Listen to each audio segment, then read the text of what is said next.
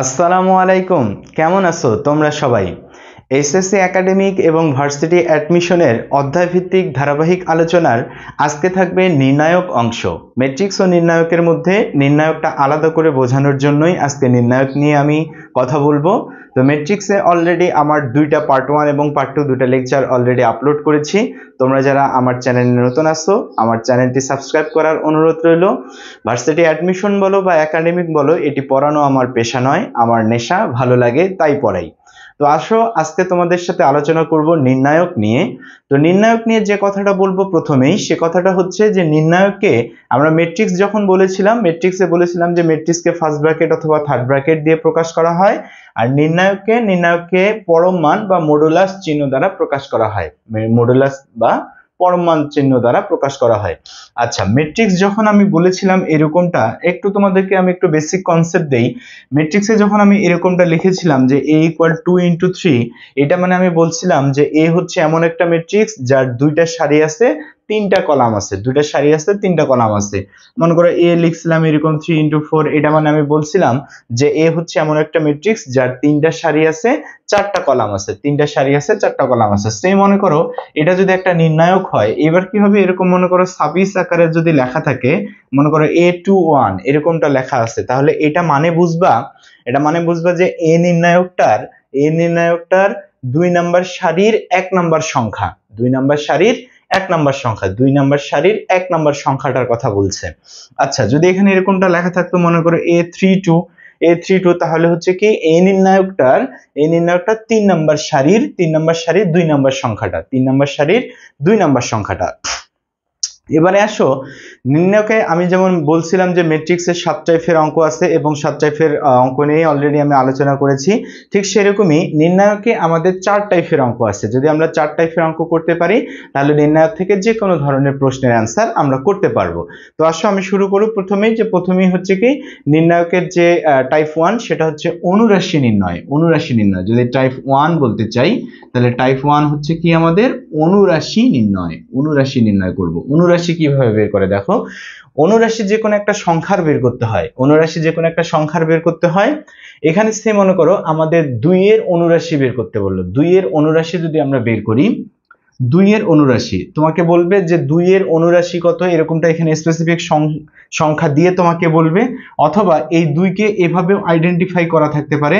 তোমাকে বলতে পারে যে a12 এর অনুরাশি কত, এটা মানেই দেখো তো এ নির্ণায়কটার 1 নাম্বার সারির 2 নাম্বার সংখ্যা, তার মানে 2 এর অনুরাশি বের করতে বলছে। তো দেখো অনুরাশি জিনিসটা কিছুই না, যে সংখ্যাটার অনুরাশি বের করতে হবে সেই সংখ্যাটা যে সারির যে কলামে থাকবে সেগুলা বাদ দিলেই বাকিগুলাই অ্যান্সার হবে। তাহলে আমাদের 2 এর যদি অনুরাশি বের করতে চাই, তাহলে 2 আমাদের যে সারির যে কলামে আছে সেগুলা যদি বাদ দেই, তাহলে আমাদের কত হবে 4 - 6, আর হবে কত 7 9। এটাই হয়ে গেল অ্যান্সার। এখন এটা গুণ আকারে দেয়া থাকতে পারে, যদি এটা গুণ করা থাকে তাহলে AD - BC, তাহলে হচ্ছে 4 লং 36, আর মাইনাস BC যদি করি তাহলে কত হচ্ছে আমাদের 6 7 42, তাহলে এটা হচ্ছে কত 36 প্লাস 42, এটা যোগ করলে আমাদের যা হবে তাই অ্যান্সার।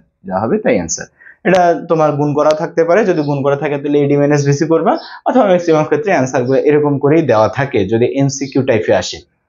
তাহলে দেখো তো, সেই মনে করো আমরা আরেকটা যদি অনুরাশি বের করতে চাই, সেই মনে করো আমরা বের করব a31, এটার অনুরাশি বের করব।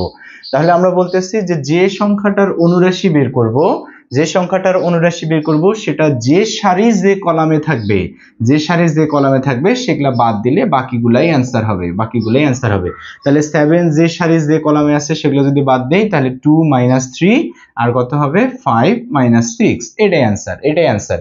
যদি এটা আমাদের গুণ করা থাকে তাহলে AD - BC এরকমটা করে গুণ করা থাকবে, ইনশাআল্লাহ সেটা আমরা পারবো। এবারে আসো সহগুণক। টাইপ নাম্বার 2 আমাদের হচ্ছে সহগুণক বা কোফ্যাক্টর নির্ণয়। ঠিক আছে। তো দেখো সহগুণক নির্ণয়টা কি জিনিস, তোমাদেরকে আমি যখন ম্যাট্রিক্স পড়াইছিলাম তোমাদের মনে আছে যে অ্যাডজয়েন্ট ম্যাট্রিক্স এবং ইনভার্স ম্যাট্রিক্স নিয়ে আমি কথা বলেছিলাম। যখন আমি অ্যাডজয়েন্ট ম্যাট্রিক্স নিয়ে কথা বলেছিলাম তখন বলছিলাম যে এ বি সি ডি এরকম যদি একটা ম্যাট্রিক্স হয় তাহলে তার অ্যাডজয়েন্ট ম্যাট্রিক্স কিভাবে বের করা যাবে, বলছিলাম যে ডি আর এ ইন্টারচেঞ্জ হবে আর বি আর সি এর সামনে মাইনাস দিয়ে গুণ করতে হবে, বি আর সি এর সামনে মাইনাস দিয়ে গুণ করতে হবে। ঠিক সেরকমই যখন আমরা ইনভার্স ম্যাট্রিক্স বের করছিলাম তখন আমি বলছিলাম যে অ্যাডজয়েন্ট ম্যাট্রিক্সের ওই কাজটা করতে হবে, তার সাথে সামনে 1/AD মাইনাস বিসি করতে হবে। ইনভার্স ম্যাট্রিক্সের সময় অ্যাডজয়েন্ট ম্যাট্রিক্সের ওই কাজটা করতে হয়, তার সাথে সামনে 1/AD মাইনাস বিসি করতে হয়, যেখানে AD মাইনাস বিসি শূন্য হয় না। ঠিক সেরকমই দেখো অনুরাশি বের করা তোমাদেরকে শিখাইলাম। এখন তোমাকে যদি সহগুণক বের করতে বলে, সে মনে করো তোমাকে বললো যে A32 এর সহগুণক কত, এর সহগুণক কত। আচ্ছা A32 বলতে কি বুঝো দেখো তো, A32 বলতে কত, 3 নাম্বার সারির 2 নাম্বার সংখ্যাটা, 3 নাম্বার সারির 2 নাম্বার সংখ্যাটা, এইটার আমাদের সহগুণক বের করতে বলছে। তো সহগুণক জিনিসটা কিছুই না, সহগুণকের সময় অনুরাশির ওই কাজটা করতে হয়, অনুরাশির ওই কাজটা করতে হয়, তার মানে ওইটা যে সারি যে কলামে আছে সেগুলা বাদ দিতে হয়, সেগুলা বাদ দিয়ে বাকিগুলা লিখতে হয়, বাকিগুলা লিখলাম। এখন সামনে একটা মাইনাস, সামনে একটা মাইনাস হতেও পারে নাও হতে পারে, হতেও পারে নাও হতে পারে। সহগুণক আর অনুরাশির মধ্যে তাহলে পার্থক্যটা কি হচ্ছে, একটা মাইনাসের। অনুরাশির সময় আমরা বলতেছি যে সংখ্যাটার অনুরাশি বের করতে বলবে সেই সংখ্যাটা যে সারির যে কলামে থাকবে সেগুলা বাদ দিয়ে বাকিগুলাই অ্যান্সার হবে। আর সহগুণকের সময় কি হবে, সহগুণকের সময় অনুরাশির ওই কাজটা করতে হবে, তার সাথে সামনে একটা মাইনাস, হতেও পারে নাও হতে পারে, হতেও পারে নাও হতে পারে। এখন কখন কখন হবে, কখন কখন হবে না, দেখো যখন আমাদের নির্ণায়কটার 4 কোণের 4টা সংখ্যা, 4 কোণের 4টা সংখ্যা এবং মিডিল সংখ্যাটার আমাদের সহগুণক বের করতে বলবে তখন মাইনাস চিহ্নটা হবে না। এটার একটা সূত্র আছে, কিন্তু সূত্র আমি তোমাদেরকে বোঝাইতে চাচ্ছি না, তোমাদেরকে সোজা একটা বুদ্ধি দিতে চাচ্ছি যে নির্ণায়কের 4 কোণের 4টি সংখ্যা, নির্ণায়কের 4 কোণের 4টি সংখ্যা এবং মাঝখানের সংখ্যাটা যদি সহগুণক বের করতে বলে তাহলে মাইনাস চিহ্নটা হবে না, বাকিগুলোর ক্ষেত্রে মাইনাস চিহ্নটা হবে। তাহলে -8 এর ক্ষেত্রে মাইনাস চিহ্নটা হবে, -8 এর ক্ষেত্রে, কারণ -8 আমাদের 4 কোণের 4টা সংখ্যাও না এবং মিডল সংখ্যাটাও না, তাহলে এটার ক্ষেত্রে আমাদের মাইনাসটা হবে।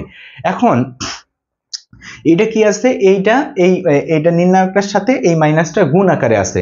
তোমাদেরকে আমি ম্যাট্রিক্স যখন পড়াইছিলাম তখন তোমাদেরকে আমি বলছিলাম যে কোন একটা ম্যাট্রিক্সের সাথে কিছু গুণ করতে হলে কি করতে হয়, সকল উপাদানের সাথে গুণ করতে হয়, সকল উপাদানের সাথে গুণ করতে হয়। আমি তোমাদেরকে দেখাইছিলাম যে এ যদি একটা ম্যাট্রিক্স দেওয়া থাকে তাহলে 5A মনে করো বের করতে বলছে, তখন কি করতে হবে, তখন 5 সবার সাথে গুণ করে দিতে হবে।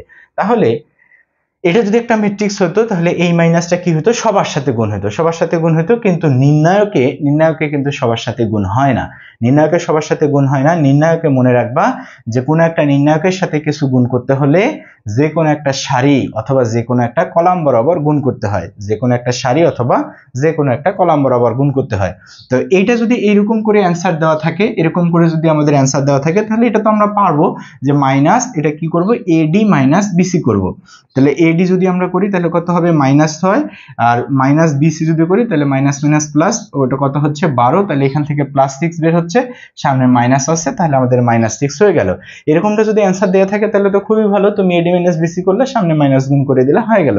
কিন্তু এটা যদি এটা আরো 4 ভাবে অ্যান্সারটা দেয়া থাকতে পারে, আরো 4 ভাবে কিভাবে দেয়া থাকে, যদি এরকম করে অ্যান্সারগুলো দেয়া থাকে তাহলে কিভাবে দেয়া থাকবে, মাইনাসটা কিভাবে গুণ থাকবে তোমাদেরকে দেখাই। দেখো আমি বলতেছি যে নির্ণায়কের সময় কি হয়, কোনো একটা নির্ণায়কের সাথে কিছু গুণ করতে হলে যে কোনো একটা সারি অথবা যে কোনো একটা কলাম বরাবর গুণ করতে হয়। তাহলে এটা আমাদের কি হতে পারে, উপরের সারির সাথে গুণ থাকতে পারে। তাহলে উপরের সারির সাথে যদি গুণ থাকে তাহলে আমাদের অ্যান্সার দাঁড়াবে এইটা, কি করলাম, উপরের সারির সাথে গুণ করে দিলাম। আচ্ছা এটা আবার হতে পারে কি, নিচের সারিটার সাথে গুণ থাকতে পারে, নিচের সারিটার সাথে যদি গুণ থাকে তাহলে উপরেরটা রিমেইন আনচেঞ্জ থাকবে, নিচের সারিটা যদি আমরা গুণ করি তাহলে -4, এটা কি হয়ে যাবে, +6 হয়ে যাবে। এটা কি করলাম, নিচের সারির সাথে গুণ করে দিলাম। আচ্ছা এবার আসো এটাও অ্যান্সার হতে পারে যে প্রথম কলামের সাথে গুণ আসছে, প্রথম কলামের সাথে, তাহলে -1 -4 -3 -6, দ্বিতীয় কলাম রিমেইন আনচেঞ্জ থাকবে। আচ্ছা আবার হতে পারে কি, দ্বিতীয় কলামের সাথে গুণ হতে পারে, দ্বিতীয় কলামের সাথে যদি আমরা দ্বিতীয় কলামের সাথে গুণ করি তাহলে আমাদের 1 4 ঠিক থাকলো, দ্বিতীয় কলামের সাথে যদি আমরা গুণ করি তাহলে এগুলা কি হয়ে যাবে, প্লাস হয়ে যাবে। তাহলে দেখো আমি বলতেছি যে কোনো একটা নির্ণায়কের সাথে কিছু গুণ করতে হলে কি করতে হয়, যে কোনো একটা সারি অথবা যে কোনো একটা কলাম বরাবর গুণ করতে হয়, এখন এগুলা যদি তুমি এডি মাইনাস বিসি করো, দেখো সবগুলাতেই তোমার -6 বের হবে, মানে অ্যান্সার একই হবে। তবে আমাদের এমসিকিউ স্টাইলে যদি আসে, তাহলে অ্যান্সার গুলো যদি এরকম করে দেওয়া থাকে, তাহলে আমাদেরকে দেখতে হবে যে মাইনাসটা কোনটার সাথে গুণ করা আছে। অথবা আমাদের ছোট ছোট নির্ণায়কও আসতে পারে, এরকম একটা নির্ণায়ক দিয়ে মনে করো a = এত দিল, দিয়ে বললো যে 3a এর মান কত, তখন ওই 3 যে কোনো একটা সারি অথবা যে কোনো একটা কলামের সাথে গুণ করে দিয়ে কিন্তু অপশন দেয়া থাকবে। ওকে, আচ্ছা এবারে আসো তোমাদেরকে আরেকটা কথা বলে নেই এখানে, যে এখন নির্ণায়ক কিন্তু সবসময় কি হয়, জয়টা সারি থাকে তয়টাই কিন্তু কলাম থাকে। এখন তোমাদের একটা প্রশ্ন হতে পারে যে ভাইয়া এরকম যদি একটা ম্যাট্রিক্স হইতো, এরকম যদি একটা নির্ণায়ক হইতো যার দুইটা সারি আছে দুইটা কলাম আছে, তাহলে এইরকম একটা নির্ণায়কের যদি আমাদের মনে করো যে 4 এর অনুরাশি বের করতে বলছে, বা -6 এর অনুরাশি বের করতে বলছে, বা -3 এর অনুরাশি বের করতে বলছে, তখন আমরা কিভাবে বুঝবো যে 4 কোণে 4টা আর মিডিলটা, এখানে তো মিডিল সংখ্যাই নাই, আর 4 কোণে 4টা মানে 4টা সংখ্যাই তো আছে, তখন কি হবে দেখো। আচ্ছা, নির্ণায়কগুলোকে আসলে মূলত এইভাবে সাজানো হয়, plus minus plus minus plus minus plus minus plus, এইভাবে সাজানো হয়। তাহলে এটাকে যদি আমি এইভাবে সাজাই, তাহলে দেখো তো এটা কি হবে, প্লাস মাইনাস মাইনাস প্লাস এরকমটা হবে। তখন তোমরা মনে রাখবা যে এই সংখ্যাটা এবং এই সংখ্যাটা যদি সহগুণক বের করতে বলে, তাহলে মাইনাস চিহ্ন হবে না, বাকি দুইটা সংখ্যার ক্ষেত্রে মাইনাস চিহ্ন হবে। ওকে, এই ছিল আমাদের সহগুণক।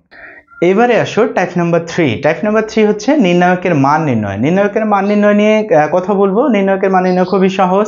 নির্ণায়কের মান নির্ণয় নিয়ে কথা বলার আগে ফিজিক্স নিয়ে কথা বলি একটু, যে ফিজিক্সের দুটো ভেক্টরের মধ্যে ক্রস প্রোডাক্ট যেভাবে করে নির্ণায়কের মান নির্ণয় একইভাবে করে। আসো তারপরে একটু তোমাদের বোঝার খাতিরে একটু শিখাই দেই, দেখো কিভাবে করবা। এখানে তোমরা 1 নিলা, প্রথম সংখ্যাটা নিলা, তাহলে এটা যে সারি যে কলামে আছে সেগুলা বাদ দিয়ে কি করবা, এডি মাইনাস বিসি, তাহলে হচ্ছে কত, 5 লং 45, সূত্রের মাইনাস, এটা মাইনাস মাইনাস প্লাস, কত হচ্ছে 6 48, সূত্রের মাইনাস দ্বিতীয় সংখ্যাটা নিলা, এটা যে সারি যে কলামে আছে সেগুলা বাদ দিয়ে বাকিগুলা এডি মাইনাস বিসি গুণ হবে, তাহলে হচ্ছে কত, 4 লং 36, এখানে মাইনাস আছে, তাহলে এখানে মাইনাস মাইনাস প্লাস, কত হবে, 6 7 42, সূত্রের প্লাস এইখানে সংখ্যাটা নিলা, -3, এটা যে সারি যে কলামে আছে সেগুলা বাদ দিয়ে এডি মাইনাস বিসি করবে, তাহলে এটা যদি আমরা গুণ করি, তাহলে -4 আসছে কত, 4 আসছে 32, সূত্রের মাইনাস 5 7 35, এটা ক্যালকুলেশন করলে যা আসবে তাই आंसर। এখন তোমাদের প্রশ্ন হতে পারে যে ভাই এত ছোট ছোট নির্ণায়ক যদি না আসে, বড় বড় যদি আসে, তাহলে সেগুলা কিভাবে করবা, ABCD বা XYZ দিয়ে যে আমাদের বড় বড় অঙ্কগুলো আছে সেগুলা কিভাবে করবা, সেগুলা তোমাদের মান ধরে করা যায়, একটা শর্ট বুদ্ধি আছে। তো এই অল্প সময়ে শর্ট বুদ্ধিটা দেওয়ার আসলে সুযোগ নেই। তোমরা যারা নতুন আছো আমার চ্যানেলটি সাবস্ক্রাইব করবা, আমার চ্যানেলে তোমরা বড় বড় ভিডিও পাবা, ইনশাআল্লাহ সেগুলা থেকে তোমরা দেখবা, তোমরা উপকৃত হবা। আর এগুলা অনুশীলনী থেকে অ্যাডমিশনের জন্য কোন কোন অঙ্কগুলো করতে হবে সেটা আমি ভিডিও শেষে দেখাই দেবো ইনশাআল্লাহ। এবারে আসো নির্ণায়কের last and final type number 4 হচ্ছে কি, নির্ণায়কের মান শূন্য হলে ধ্রুবকের মান নির্ণয়।